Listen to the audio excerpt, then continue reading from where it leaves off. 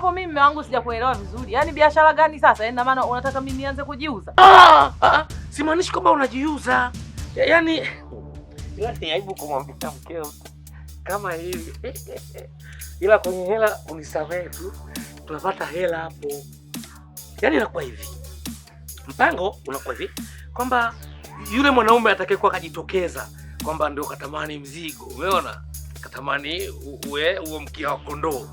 Sasa kutokana na uchu wake na sisi hiyo kwetu ni hela. Kama mke wangu huyo kajilengesha huyo, chukua hela yake jifanye umemkubalia. Ile mkikaribia mlango wa guest, yani kabla hamjafikia kwenda kuingia ndani na kufanya kitu kibaya. Cha kuonja asali kile baada ya kuchonga mzinga. Hicho sikubali. Sasa kabla mjaingia chumbani tu mimi huyo mke wa mtu nimemfumania. Wewe nani? Najaza watu wandumwe anataka kumla huyu, anataka kula asali yangu. Wandugu majirani mniokoe.